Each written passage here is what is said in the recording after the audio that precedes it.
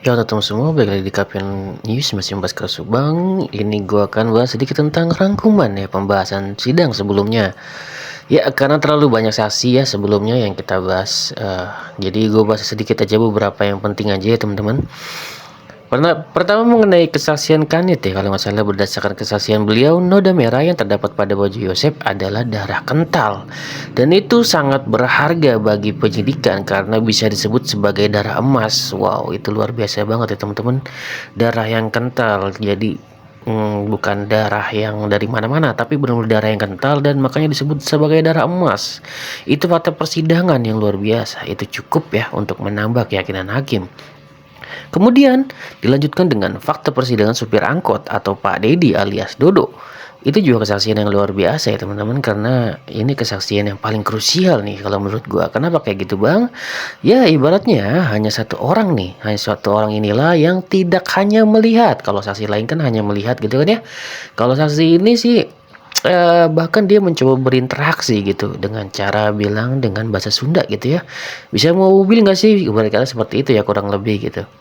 Karena pada saat itu sangat terlihat mungkin dari mata si supir angkot ini bahwa orang yang mengendari Alphard tersebut seperti orang yang nggak bisa bawa mobil gitu. Dan itu tuh justru sinkron ya teman-teman dengan kesaksian Abi yang hanya pernah belajar gitu. Ya setidaknya kalau hanya maju mundurin ya sedikit bisa gitu ya, karena sudah pernah belajar. Namun ya tetap kesulitan karena baru belajar, dan itu wajar banget ya kalau disaksikan oleh supir angkot seperti orang baru belajar gitu. Kesaksian angkot ini sangat berbahaya ya teman-teman, sehingga Pak Rohman pun habis-habisan menekan saksi ini. Namun hakim dengan kecerdasannya selalu menghentikan Pak Rohman nih di waktu yang tepat gitu. Jika teman-teman perhatikan ya, hakim memang membiarkan Pak Rohman menekan saksi karena itu memang wajar ya jika Pak Rohman sebagai pengacara menekan saksi. Namun dikala Pak Rohman sudah terlalu menekan dan mempersulit saksi, disitulah hakim mulai menengahi dan mencoba pelan-pelan bertanya ke saksi untuk meluruskan. Contohnya, waktu saksi angkot bilang hanya melihat sekilas dan bisa yakin setelah bertemu langsung gitu.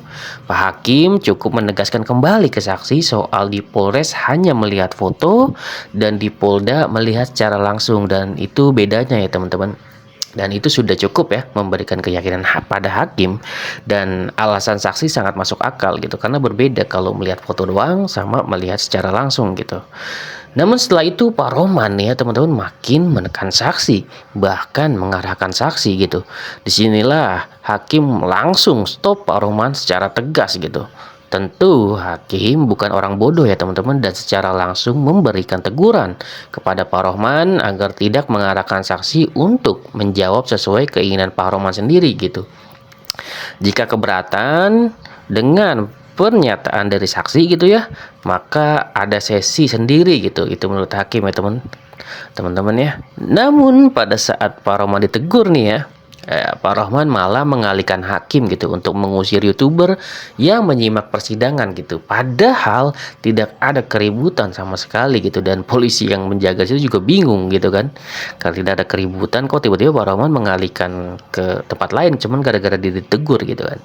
Di sini menjelaskan bahwa memang Pak Rohman pintar nih teman-teman, tapi di sini kita bisa lihat hakim di persidangan ini jauh lebih pintar daripada Pak Rohman ya.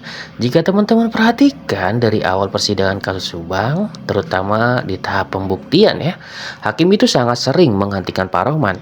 Dan Pak Rohman tahu betul maksud hakim. Jika sudah dihentikan artinya apa yang ia lakukan sudah di luar batas. Oke, kita lanjut ke kesaksian Bumin, Arigi, dan Abi.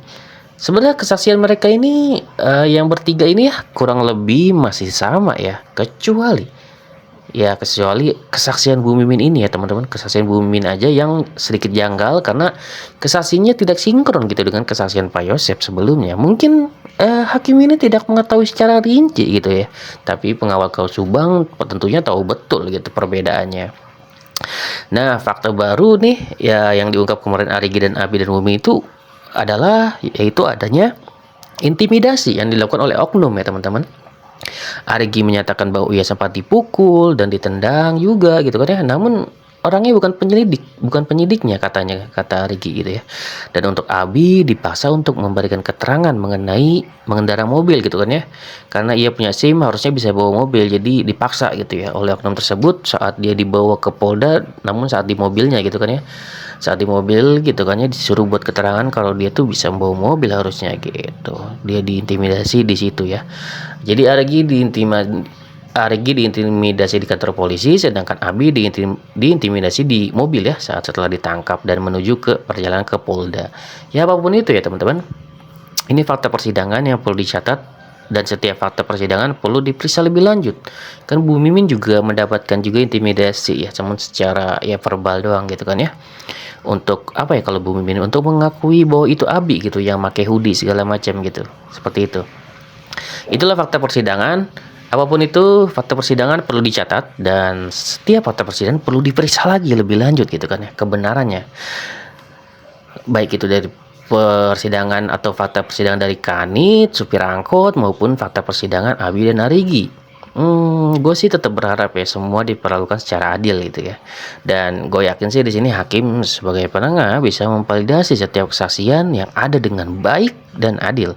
Sehingga nantinya hakim bisa ambil keputusan gitu ya dari fakta persidangan siapa yang benar dan siapa yang bersalah. Oke? Ya untuk saat ini sih Bu Mimin, Regi dan Abi kan masih belum disidangkan. Maksudnya karena mereka kan belum ditahan, jadi belum disidangkan sebagai tersangka gitu ya teman-teman. Dan gue yakin sih ya setelah mereka disidangkan pun hakim akan memberikan kesempatan kok ya untuk mereka untuk bisa membela diri gitu ya, seperti layaknya Pak Yosep dengan menghadirkan saksi-saksi yang meringankan ya. Namun ya teman-teman, persidangan yang dilaksanakan Pak Yosep kurang lebihnya termasuk juga melemahkan tersangka lainnya nih, yaitu Bumin, Arigi dan Abi. Karena apa? Karena banyak saksi nih yang melihat tersangka gitu ya, dan itu saksi-saksinya kuat-kuat karena penduduk sekitar gitu ya teman-teman, dan mereka terekam di CCTV juga gitu di jam krusial tersebut.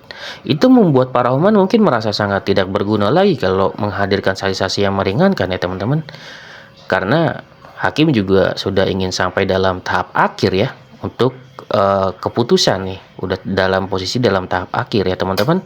Nanti Bu Hastri akan dihadirkan, tentunya nanti juga akan diselesaikan yaitu setelah OOJ selesai disidangkan, itu akan makin kuat lagi untuk hakim memberikan keputusannya teman-teman. Jika Pak Yosep terbukti bersalah ya intinya di sini ya teman-teman.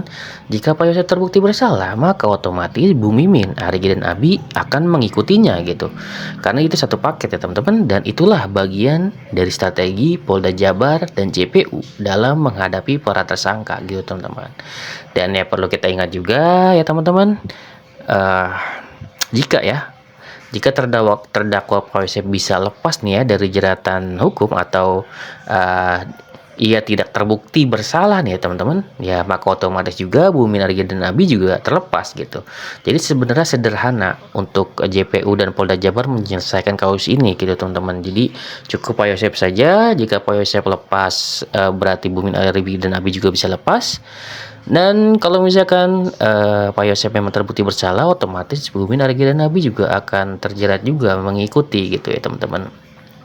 Namun jika mereka benar-benar tidak terbukti bersalah atau Pak Yosep tidak terbukti bersalah, Bu Mimin, Arigi dan Abi juga akan dilepaskan dan juga mereka berhak ya teman-teman untuk menuntut keadilan karena sudah dirugikan gitu. Oke, itulah sedikit ya teman-teman, mungkin saksi lain juga belum gue bahas seperti yang CCTV dan yang lainnya, yang ada juga CCTV yang tidak persis dengan Abi gitu ya. Namun di situ kan berdasarkan CCTV, jikapun itu bukan si Abi, itu tidak membuktikan juga bahwasannya Abi itu tidak bersalah ya teman-teman. Jadi seperti itu, namun memang tidak kuat gitu. Oke, kita sambut untuk hari ini. Semoga Ibu Hastri bisa datang untuk menjelaskan tentang dua DNA asing dan segala macamnya yang kita masih pertanyakan selama ini juga, gitu kan ya. Dan juga kita berharap untuk minggu ini juga bisa disidangkan untuk OOJ teman-teman, untuk yang CCTV Anggiar, karena kan sini yang paling dipertanyakan adalah yaitu dua DNA asing dan CCTV Anggiar tersebut. Oke, segitu video dari gua. Semoga semuanya terjawab ya teman-teman. Semoga bermanfaat. Wassalamualaikum warahmatullahi wabarakatuh. See you next video teman-teman.